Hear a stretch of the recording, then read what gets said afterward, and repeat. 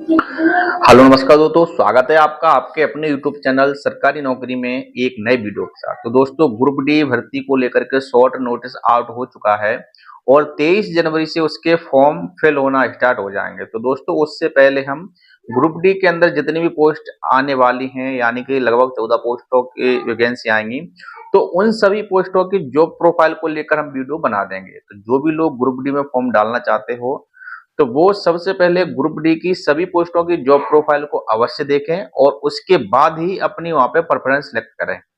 क्या होता है दोस्तों, प्रेफरेंस गलत सिलेक्ट करने कर लेते हैं और उनको गलत पोस्ट मिल जाती है, तो फिर बाद में लोग पछताते हैं। तो इसलिए आप किसी का भी वीडियो देखें, मेरा देखें या किसी का भी देखें, पर जॉब प्रोफाइल का वीडियो अवश्य देखें। यदि आप मेरा वीडियो देखते हो तो शायद हम आपके इस वीडियो में पूरे डाउट क्लियर कर देंगे और आपको किसी दूसरे का वीडियो देखने की जरूरत नहीं पड़ेगी। तो दोस्तों, बने रहिए वीडियो में एंड तक और वीडियो को इसकी बिल्कुल ना करें। यदि आप हमारे यूट्यूब चैनल पर नए हैं तो चैनल को सब्सक्राइब कर बेल आइकन का बटन प्रेस जरूर करें और दोस्तों, हमारे टेलीग्राम चैनल पर भी जुड़ जाएं, जहां से आप हर सरकारी नौकरी से जुड़ी जानकारी को प्राप्त कर सकते हैं, जिसकी लिंक मैं डिस्क्रिप्शन बॉक्स में दे दूंगा। तो दोस्तों, आज हमने जो टॉपिक उठाया है, पहली पोस्ट उठाई है पॉइंटमैन की। आज हम पॉइंटमैन के बारे में पूरे डाउट आपके क्लियर कर देंगे टॉपिक वाइज। तो बने रहिए वीडियो में एंड तक। तो चलिए दोस्तों, करते हैं वीडियो को स्टार्ट।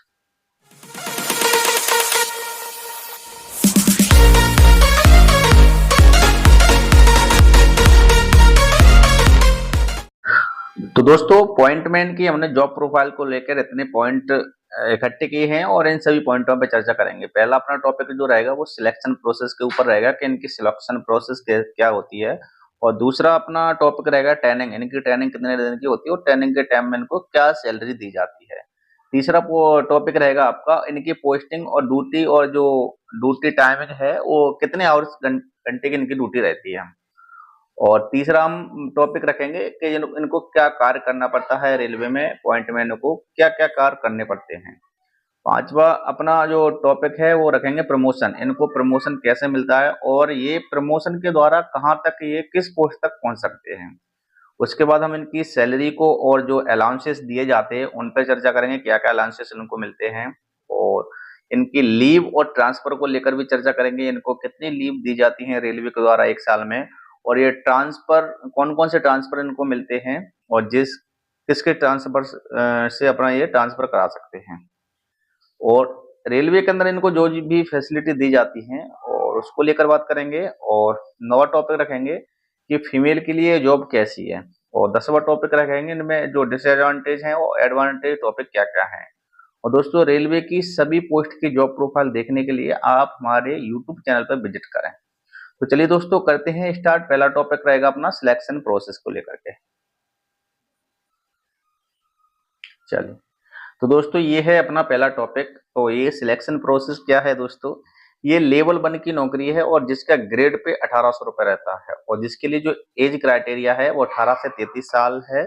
शायद इस बार 3 साल की एक्स्ट्रा छूट मिल सकती है कोविड काल के दौरान, तो यहाँ पे इनकी आय 36 हो जाएगी। अभी ये 2019 का नोटिफिकेशन के अनुसार ये एज 18 से 33 वर्ष है। इसके लिए जो क्वालिफिकेशन चाहिए होती है वो 10th ओनली क्वालिफाइड होना चाहिए, इसमें आईटीआई नहीं ली जाती है। अगर ग्रुप डी में आईटीआई लागू भी होती है तो केवल एक ऐसी पोस्ट है जो पॉइंटमैन, इसमें आईटीआई लागू नहीं है। ये 10th बेस पे इसमें फॉर्म डाले जाते हैं। फॉर्म डालने के बाद सबसे पहले प्रोसेस स्टार्ट क्या होगी, सबसे पहले आपका सीबीटी एग्जाम यानी कंप्यूटर बेस्ड टेस्ट कराया जाएगा। अगर उसमें कंप्यूटर बेस्ड टेस्ट में आप पास हो जाते हो तो 3 गुना लड़कों को फिजिकल के लिए पास किया जाता है। तो उसके बाद आपका फिजिकल एफिशिएंसी टेस्ट होगा और फिर उसके बाद डॉक्यूमेंट वेरिफिकेशन किया जाता है। फिर उसके बाद मेडिकल होता है और फिर उसके बाद ये फाइनल पैनल आता है। मेरिट लिस्ट तो इनके डॉक्यूमेंट वेरिफिकेशन पे आ जाती है। 1 गुना ही कैंडिडेट यहाँ पे पास किए जाते हैं डॉक्यूमेंट वेरिफिकेशन और मेडिकल के लिए। उसके बाद मेडिकल के हिसाब से यहाँ पे पैनल आता है और पैनल के हिसाब से ही पोस्ट दी जाती है। तो इनका जो सीवीटी होता है, तो इनका जो टोटल क्वेश्चनों की संख्या होती है 100 क्वेश्चन आते हैं और प्रत्येक क्वेश्चन 1 नंबर का होता है। इस प्रकार पूरा पेपर आपका 100 नंबर का यहाँ पे रहता है। और जो आपको टाइम दिया जाता है वो 90 मिनट का आपको क्वेश्चन पेपर को सॉल्व करने के लिए टाइम दिया जाता है। बात कर ले रहे हैं इनके फिजिकल को लेकर के। तो दोस्तों, इसमें 2 दौड़ होती है। एक तो 1 किलोमीटर की दौड़ होती है 4 मिनट 15 सेकंड में, और जो दूसरी दौड़ होती है वो 100 मीटर की होती है, 2 मिनट में पूरी करनी होती है। वो 35 किलो वजन को लेकर के दौड़ पूरी करनी होती है। तो पहले आपकी 100 मीटर वाली दौड़ कराई जाएगी, उसके बाद आपकी ये 1 किलोमीटर वाली दौड़ वहां पे कराई जाएगी। तो फिजिकल भी इसका नॉर्मल है, किसी प्रकार से फिजिकल इसका हार्ड नहीं है। बात कर लें इसके मेडिकल स्टैंडर्ड, तो इसमें मेडिकल स्टैंडर्ड A2 मांगा जाता है, और जो पैनल तैयार मेरिट तैयार की जाती है वो कंप्यूटर बेस्ड टेस्ट के अनुसार ही मेरिट तैयार की जाती है। इसमें फिजिकल के कोई भी नंबर नहीं दिए जाते। उसमें जो सिलेबस आता है वो मैथ, रीजनिंग और साइंस, जीके और करंट अफेयर से यहाँ पे क्वेश्चन पूछे जाते हैं इसके ग्रुप डी के एग्जाम में। उसमें नेगेटिव माइनस मार्किंग 1/3 की रहती है ग्रुप डी के पेपर में। चलिए अगले टॉपिक पर बात कर रहे हैं। तो दोस्तों ये वीडियो देखने के बाद आपको किसी दूसरे का वीडियो देखने की जरूरत नहीं पड़ेगी, और इसी तरह से हम सभी पोस्टों की जॉब प्रोफाइल के वीडियो आगे लेते आएंगे। आज अपॉइंटमेंट का डाल दिया, कल दूसरी का डाल देंगे, परसों तीसरी का डाल देंगे, सभी के वीडियो डाल देंगे। अभी हम थोड़ा हमारा एग्जाम था टेक्नीशियन का, उस चक्कर में थोड़ा पढ़ाई में बिजी थे, इसलिए हमने वीडियो नहीं डाला है, पर लेकिन वैकेंसी आने से पहले सभी के वीडियो आपको हमारे यूट्यूब चैनल पर देखने को मिल जाएंगे। चलिए ट्रेनिंग का क्या रहता है, तो इनकी 30 दिन की ट्रेनिंग कराई जाती है, ठीक है। और ये ट्रेनिंग जो होती है जोनल रेलवे ट्रेनिंग इंस्टीट्यूट में इनकी ट्रेनिंग कराई जाती है, और ट्रेनिंग आपको हिंदी और इंग्लिश दोनों भाषाओं में दी जाएगी। आपकी डेली 8 घंटे क्लास चलेंगी। संडे और एनएच के दिन ऑफ रहता है, और सैटरडे को हाफ डे क्लास लगती है वहां पे, ठीक है। सैटरडे को हाफ डे ही क्लास वहां पे लगती है। अगर आपको ट्रेनिंग के टाइम में अगर आपको छुट्टी चाहिए तो ओनली वहां पे कैजुअल लीव ही दी जाती है, सीएल उनको दी जाती है, और बाकी कोई छुट्टी वहां पे नहीं दी जाती है। फिर ट्रेनिंग कंप्लीट होने के बाद आपका एग्जाम कंडक्ट कराया जाएगा। एग्जाम आपको हिंदी और इंग्लिश दोनों भाषाओं में देना पड़ेगा, और एग्जाम में क्लास से रिलेटेड ही पूछते हैं, बाहर से कुछ नहीं पूछते हैं। बात कर ले रहे हैं ट्रेनिंग टाइम इनकी सैलरी क्या बनती है। तो ट्रेनिंग टाइम इनको दोस्तों बेसिक प्लस डीए दिया जाता है। तो इनका बेसिक पे है दोस्तों 18,000 रुपए, और अभी 1/7/2024 के अनुसार अभी 53% डीए दिया जाता है रेलवे में। तो इस प्रकार इनका डीए बन जाता है 9,540 रुपए। तो बेसिक प्लस डीए मिलाकर के इनकी टोटल सैलरी 27,540 रुपए बन जाती है ट्रेनिंग के टाइम में। चलिए आगे बात कर ले रहे हैं। अगला टॉपिक है अपना कि पोस्टिंग और ड्यूटी, और इनका जो ड्यूटी टाइमिंग रहती है वो क्या रहती है। तो दोस्तों इनकी जो पोस्टिंग रहती है XYZ, कहीं भी XYZ सिटी, किसी भी सिटी में इनकी पोस्टिंग कर दी जाती है। इनकी पोस्टिंग स्टेशन पे रहती है या एलसी गेट, जो गेटमैन आपने देखे होंगे। तो गेटमैन गेट दो तरह के होते हैं, एक तो इंजीनियरिंग गेट होता है और ऑपरेटिंग गेट होता है। जो ऑपरेटिंग गेट होता है वहां पे गेटमैन के रूम में पॉइंट्समैन ही काम करते हैं ऑपरेटिंग गेट पे। इनका ड्यूटी रोस्टर दोस्तों 8 घंटे का भी चलता है और 12 घंटे का भी चलता है, और डे नाइट शिफ्ट इनकी चलती है। जहाँ पे ड्यूटी रोस्टर 8 घंटे का चलता है वहां इनको वीकली एक रेस्ट दिया जाता है, और जहाँ पे 12 घंटे का ड्यूटी आवर्स चलता है रोस्टर, तो वहां पे वीकली 2 रेस्ट दिए जाते हैं इनको। तो ये इनका है ड्यूटी टाइमिंग और पोस्टिंग। अगला टॉपिक है अपना वर्क, इनको क्या काम करना पड़ता है रेलवे के अंदर। तो दोस्तों यदि आप बड़े जंक्शन पर आपकी पोस्टिंग होती है तो आपको वहां पे सेंटिंग करना पड़ेगा और ट्रेन को पास कराना पड़ेगा। अगर आपकी छोटे स्टेशन पे पोस्टिंग होती है तो आपको ट्रेन पास कराना पड़ेगा, यानी कि झंडा दिखा के। और ट्रेन पास कराते टाइम कुछ रूल होते हैं, जैसे प्रोटेक्शन, पार्टिंग और फ्लैटर वगैरह चेक करना होता है इनको। और यदि किसी प्रकार की समस्या आती है तो उसी हिसाब से ये सिग्नल का एक्सचेंज करते हैं गार्ड से। इसके ऊपर ऑलरेडी हमने गेटमैन की जॉब प्रोफाइल के ऊपर वीडियो बना दिया है, कौन सा सिग्नल कब दिया जाता है ये मैंने उसमें बता दिया है। सेम कार्य इनका होता है स्टेशन पे भी और गेट पे भी। यदि एलसी गेट पे ड्यूटी लगती है, जो लेबर क्रॉसिंग गेट होते हैं, तो वहां पे आपको गेट ओपन एंड क्लोज करना होता है और ट्रेन को पास कराना होता है। और स्टेशन पर आप स्टेशन मास्टर के असिस्टेंट के रूम में कार्य करना होता है आपको। और ट्रेन को साइडिंग में स्टेबल कराना होता है, जैसे कोई ट्रेन होती है मालगाड़ी वगैरह कहीं साइड में लगाना पड़ता है, तो वहां पे इनको जंजीर डाल करके उनको रोका जाता है, स्टेबल कराना इनका ही काम होता है। बाकी दोस्तों इनकी जो यूनिफॉर्म होती है वो ग्रे कलर की होती है, पैंट और शर्ट दोनों का एक सेम कलर रहता है अपॉइंटमेंट की पोस्ट का। चलिए अगला पॉइंट है अपना दोस्तों कि इनको प्रमोशन। तो दोस्तों प्रमोशन देखो दो प्रकार से होते हैं, एक तो रेगुलर प्रमोशन यानी कि ना आप पेपर दो ना कुछ दो, आपका प्रमोशन होता जाएगा। दूसरा प्रमोशन होता है, एग्जाम कराए जाते हैं जैसे एलडीसी एग्जाम और जीडीसी एग्जाम, ठीक है, जनरल डिपार्टमेंट कॉम्पिटिटिव एग्जाम होता है और ये एलडीसी एग्जाम होता है, ये कनेक्ट कराए जाते हैं। यदि आप रेगुलर अगर कोई एग्जाम नहीं देना चाहते हो तो आपकी ज्वाइनिंग जो होती है 0.1B यानी कि 1800 ग्रेड पे होती है। उसके बाद यदि आप यहाँ पे 2 साल का कार्यकाल पूरा कर लेते हो, मिनिमम यहाँ पे 2 साल का कार्यकाल होना चाहिए, तो फिर उसके बाद आप 3 या 4 साल में आप अपॉइंटमेंट ए बन जाते हो, यानी कि 1900 जीपी पे पहुंच जाते हो। फिर उसके बाद यहाँ पे इनको एमएसपी वगैरह दिया जाता है, 10 साल बाद दिया जाता है। तो इनकी जो लास्ट प्रमोशन है, जो संटिंग मास्टर, जो संटिंग जमादार बोलते हैं निम्न को, इनका वहां पे लास्ट प्रमोशन है जो 2400 जीपी पर है। और यहाँ से यहाँ तक पहुंचने में इनको कम से कम 18 से 20 साल लग जाती हैं और लगभग लगभग यही इनकी रिटायरमेंट आ जाती है संटिंग मास्टर पे ही। सबसे कम और स्लो प्रमोशन है इस पॉइंट मैन की जॉब में, और बाकी में थोड़ा प्रमोशन ज्यादा है। ट्रैकमैन वगैरह में इतना प्रमोशन है कि आप जेई और एसएससी तक पहुंच सकते हो लास्ट तक, लेकिन इसमें आप संटिंग मास्टर पे ही रिटायर हो जाओगे।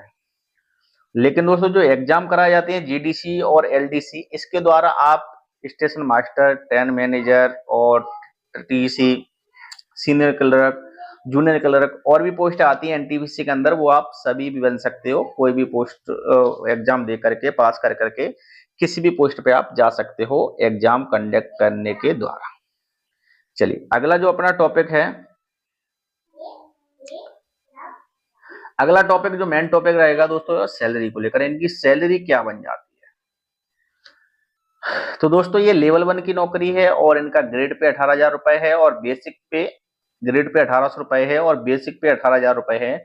और इनको डीए 53% के हिसाब से 9,540 मिलता है। और इनको एचआरए दिया जाता है, यानी कि हाउस रेंट अलाउंस। यदि आप एक सिटी में पोस्टिंग है आपकी तो आपको 5400 रुपए दिया जाएगा हाउस रेंट अलाउंस के रूम में। और यदि आप बाई सिटी में पोस्टिंग है तो आपको 3600 रुपए हाउस रेंट अलाउंस के रूम में दिया जाएगा। यदि आप जेड सिटी में पोस्टिंग है तो आपको 1800 रुपए हाउस रेंट अलाउंस के रूम में दिया जाता है। और ट्रांसपोर्ट अलाउंस दिया जाता है इनको घर से ड्यूटी आने जाने के लिए, और 1250 रुपए दिया जाता है। और इनको जो गेट पे ड्यूटी रहती है तो इनको गेटमैन अलाउंस भी मिलता है, तो एक महीने का 1250 रुपए गेटमैन अलाउंस भी दिया जाता है।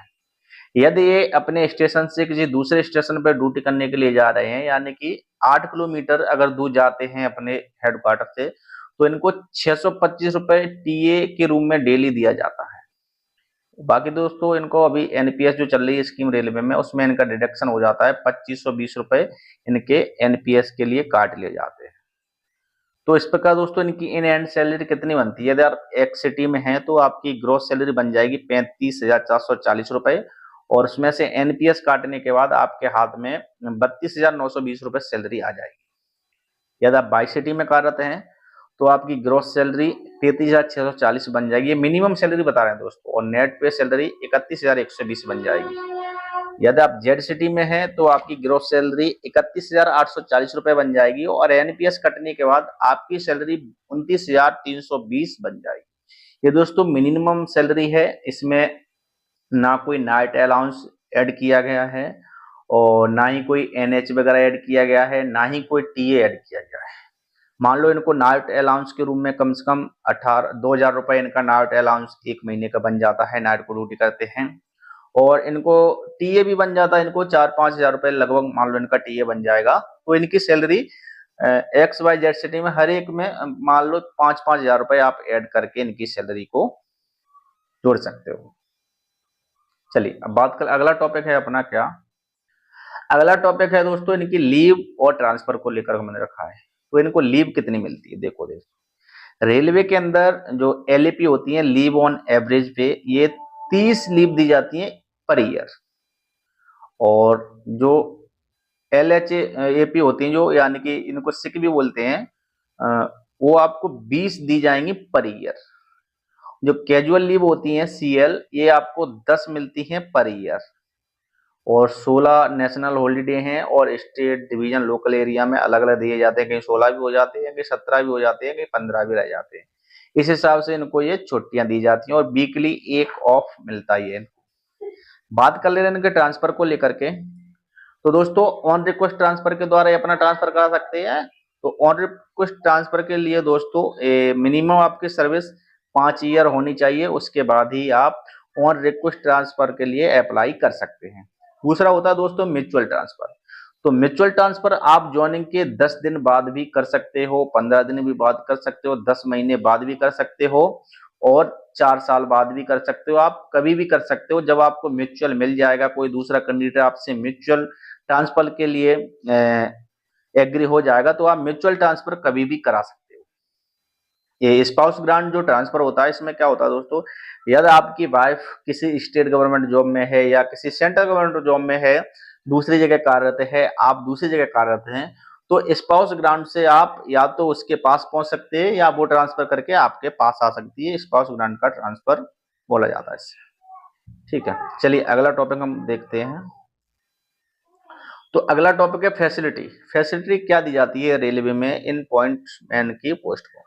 तो दोस्तों रेलवे क्वार्टर जो दिया जाता है वो टाइप 1 रेलवे क्वार्टर दिया जाता है। और रेलवे क्वार्टर के ऊपर मैं आगे वीडियो बना दूंगा, जो टाइप 1 रेलवे क्वार्टर कैसा होता है, उसमें क्या कितने कमरे रहते हैं और क्या क्या चीज रहती है, इसके ऊपर मैं ऑलरेडी एक वीडियो और बना दूंगा। तो मेरा क्वार्टर है वो टाइप 1 ही क्वार्टर है। बात करेंगे और इनको सुविधा दी जाती है रेलवे हॉस्पिटल। जितने भी फैमिली आप पे डिपेंडेंट, जितने भी डिपेंडेंट मेंबर हैं फैमिली के मेंबर, उन सभी को हॉस्पिटल की सुविधा रेलवे के द्वारा फ्री दी जाती है। और यदि आपकी पोस्टिंग एक्स या वाई सिटी में रहती है तो दोस्तों वहां पे आपको रेलवे ग्राउंड भी मिल जाएगा देखने को। वहां पे आप सुबह शाम घूम भी सकते हो, खेल भी सकते हो। जो आपको चिल्ड्रन एजुकेशन अलाउंस मिलता है, एक बच्चे पे 33,750 रुपए दिए जाते हैं। और रेलवे आपको जो चिल्ड्रन एजुकेशन अलाउंस है 2 बच्चों पर देता है। 2 बच्चों तक आपको चिल्ड्रन एजुकेशन अलाउंस पर साल 33,750 रुपए मिलता रहेगा। और घर आने जाने के लिए जो उनको पास दिए जाते हैं दोस्तों, थर्ड एसी का एक सेट मिलता है 1 साल में। एक सेट का मतलब ये हो गया, एक बार आज चले जाओ और एक बार आ जाओ, ये एक सेट हो गया। यानी एक बार जाने का हाफ सेट और एक बार वापस आने का हाफ सेट, टोटल मिलाकर एक सेट हो जाता है। जो पीटीओ होता है दोस्तों, ये स्लीपर के 4 सेट पर ये दिया जाता है। इसमें 1/3 किराया आपको अपनी जेब से लगाना होता है, बाकी रेलवे देती है। तो यानी कि 4 सेट फुल हैं और हाफ सेट ये हो जाएंगे 8। और स्कूल कॉलेज पास में मिलता है चिल्ड्रन बच्चों को। और दीपावली बोनस 78 दिन की सैलरी दी जाती है। तो प्रत्येक साल आपको दीपावली बोनस के रूप में 17,951 रुपए दिए जाएंगे रेलवे के द्वारा। चलिए बात कर ले रहे हैं 4 फीमेल के लिए जॉब कैसी है। तो दोस्तों यदि छोटे स्टेशन पे आपकी ड्यूटी है तो वहां पे वर्कलोड कम रहता है। और यदि आप बड़े स्टेशन पे आपकी ड्यूटी है तो फीमेल जो भी महिला है कैंडिडेट हैं उनको संटिंग करने में बहुत ज्यादा परेशानी आती है। क्योंकि संटिंग थोड़ा रिस्क का काम भी है और थोड़ा हार्ड काम भी है। पॉइंटमैन के अंदर सबसे हार्ड काम यही है, संटिंग करना। और एलसी गेट पे इनको नाइट में ड्यूटी नहीं दी जाती, क्योंकि एलसी गेट पे भी शिफ्टें चलती है, डे नाइट ड्यूटी चलती है। और वहां पे सिंगल पर्सन ही ड्यूटी करता है, डबल पर्सन ड्यूटी वहां पे नहीं करते हैं। तो इसलिए इनको एलसी गेट पे भी ड्यूटी नहीं दी जाती महिलाओं को। और XYZ सिटी कहीं भी पोस्टिंग रहती है और इसमें प्रमोशन भी मिलता है, हमने आपको दिखा दिया है। इसका प्रमोशन थोड़ा स्लो है और बहुत कम प्रमोशन है इसमें और पोस्टों की अपेक्षा। चलिए और इसमें आप बात कर ले डिसएडवांटेज और एडवांटेज क्या है। तो दोस्तों सबसे पहले बात कर लेते हैं डिसएडवांटेज। तो डिसएडवांटेज इसमें सैलरी बहुत कम बनती है। क्योंकि सैलरी कम इसलिए बनती है क्योंकि इनको जैसे ट्रकमैन को 3300 रुपए अलाउंस 3350-75 रुपए अलाउंस मिलता है। और बाकी और भी हैं उनको टीए वगैरह मिल जाता है। तो इनका दोस्तों टीए वगैरह बहुत कम बन पाता है, क्योंकि परमानेंट एक ही स्टेशन पर ड्यूटी करते हैं तो इनको टीए वगैरह नहीं मिलता है। और संटिंग में इनको ज्यादा रिस्क रहता है। संटिंग सबसे हार्ड वर्क है। चलिए हम आपको दिखा रहे हैं संटिंग क्या होता है। कभी कभी क्या होता है दोस्तों, आप देख सकते हो ये संटिंग में इस तरह के हादसे हो जाते हैं, क्योंकि लोको पायलट और गार्ड के थोड़े सिग्नल आदान प्रदान सही से ना होने की वजह से इस तरह से हादसे हो जाते हैं। तो संटिंग में ये लोग यहाँ पे दुर्घटना का शिकार हो जाते हैं। ये सबसे हार्ड वर्क है पॉइंटमैन का। और इनको कोई भी रिस्क अलाउंस नहीं दिया जाता है, लेकिन इनको दोस्तों रिस्क अलाउंस मिलना चाहिए, क्योंकि इनका भी हार्ड वर्क है। आप देख सकते हो ये घटना है आज से कुछ ही महीनों पहले की है, 2-4 महीने पहले की घटना है। इसमें संटिंग में ये व्यक्ति मारा गया था। ये दब गया था दोनों रेलों के बीच में, इंजन और डब्बों के बीच में। ये संटिंग, ये खतरनाक काम है पॉइंटमैन में। दूसरा डिसएडवांटेज ये है कि स्टेशन पर ड्यूटी टाइम में ये बिल्कुल भी किताब खोल के नहीं देख सकते, और वहां पे ये पूरा मेंटली थकान हो जाती है इनको। और यदि आप एलसी गेट पे ड्यूटी करते हो तो आपको हमेशा अलर्ट रहना पड़ेगा। यदि आप थोड़ी सी भी गलती करते हो तो आपको चार्जशीट वहां पे तुरंत दे दी जाती है एलसी गेट पे। यदि आप गेट नहीं खोलते हो, ट्रेन आ जाती है, गेट नहीं डालते हो, फोन रिसीव नहीं कर पाते हो, ट्रेन रुक जाती है, तो उसमें आपकी जांच होगी, और जांच के बाद आपकी अगर गलती पाई जाती है तो आपको वहां पे चार्जशीट दे दी जाएगी। प्रॉपर यूनिफॉर्म में जाना पड़ेगा गेट पे। एडवांटेज ये है दोस्तों, बाकी पोस्टों से इसमें वर्कलोड कम है। जैसे ट्रैकमैन में सबसे हार्ड वर्क है, और सबसे जल्दी इनका प्रमोशन स्टार्ट हो जाता है, और एलडीसी में इनको बहुत जल्दी मौका मिल जाता है। बाकी डिपार्टमेंटों को इतना एलडीसी में मौका नहीं है। इनको एलडीसी में एसएम और ट्रेन मैनेजर, टीसी वगैरह, इन सभी पोस्टों के लिए एलिजिबल रहते हैं एलडीसी में। और ठीक है, इनको एलडीसी एग्जाम जल्दी दे दिया जाता है। तो दोस्तों ये पूरा वीडियो था, और मैंने इसकी जॉब प्रोफाइल आपको बता दी है। वीडियो अच्छा लगा हो तो वीडियो को लाइक से जरूर करें। और दोस्तों आगे भी सभी पोस्ट हैं, जितनी भी पोस्ट हैं, 14 पोस्टें इस बार आ रही हैं, सभी का मैं इस प्रकार से वीडियो बना दूंगा। और आप वीडियो देखने के बाद ही अपना फॉर्म फिल करें, उसके बाद अपनी प्रेफरेंस सेलेक्ट करें। धन्यवाद दोस्तों, मिलते हैं आगे अगली पोस्ट को लेकर के, और वीडियो बनाएंगे, उसकी जॉब प्रोफाइल दिखाएंगे। तब तक के लिए धन्यवाद।